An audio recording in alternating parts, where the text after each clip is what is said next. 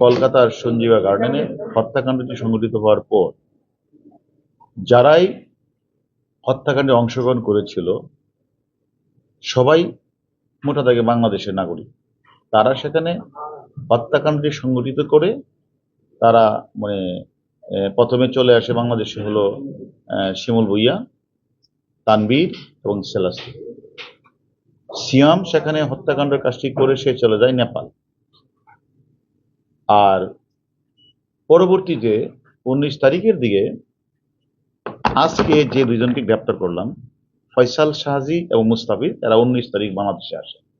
বাংলাদেশে এসে তারা যখনই শিমুল ভুইয়া তাদের যে মূল কিলিং মিশনের যে মূল ঘাতক শিমুল ভুইয়া যখন অ্যারেস্ট হন এবং তানবীর একের পর তারপরে শিলাস্তি, তখনই এই দুইজন ঢাকা ছেড়ে চলে যায়। এবং তারা ঢাকা ছেড়ে চলে কোথায় যায়, কোনো সময় আমরা খবর পেয়েছি তারা সুন্দরবনের জঙ্গলে আছে, কোনো সময় আমরা খবর পেয়েছি তারা পাহাড়ের মধ্যে আছে, সিলেটে আছে, চিটাগাং আছে। সর্বশেষ আমরা মানে আমাদের গোয়েন্দা তত্ত্ব ডিজিটাল এভিডেন্স হিসাব বিশ্লেষণ করে আমাদের টিম, একাধিক টিম, তারা যশোর, সুন্দরবন, কক্সবাজার, সর্বশেষ গত রাতের আগের দিন আমাদের টিম দুটি তারা সীতাকুণ্ডের পাহাড়ে বিভিন্ন এলাকাগুলিতে অভিযান করে।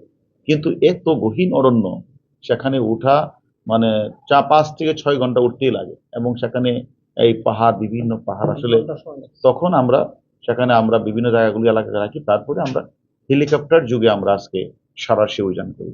সাঁড়াশি অভিযান পরিচালনা করে এক ফাঁকে আমার রাখে ওই মানে যে সীতাকুণ্ড পাহাড়ের নিচে আরেকটি ইয়ে থেকে তাদেরকে আমরা রাতের বেলা, শেষ রাতে তাদের সন্ধান আমরা পাই এবং পরবর্তী হেলিকপ্টার অভিযান চালিয়ে আমরা সেখানে সবাই গ্রেপ্তার করি। পরে আমরা ছবি মিলে আমরা দুইজনকে আমরা পেয়ে যাই এবং দুজন হচ্ছে এবং ওই যে সঞ্জীবা গার্ডেনে শিমুল ভুইয়ার সবচেয়ে কাছের মানুষ, যাকে দিয়ে শিমুল ভুইয়া এইখানে যে মানে আমাদের আনোয়ার আলী এমপি সাহেবকে ডেকে নেওয়া, ভিতরে আনা, এই যে হত্যাকাণ্ডের কাজটি করে টোকরা খুকরা করে বিভিন্ন জায়গায় পাঠিয়ে দেওয়া, মানে পৈশাচিক নির্যাতন, মানে তারা গুম করার উদ্দেশ্যে বিভিন্ন জায়গায় ফেলে দেওয়া, এই কাজটি তারা সম্পন্ন করেছেন।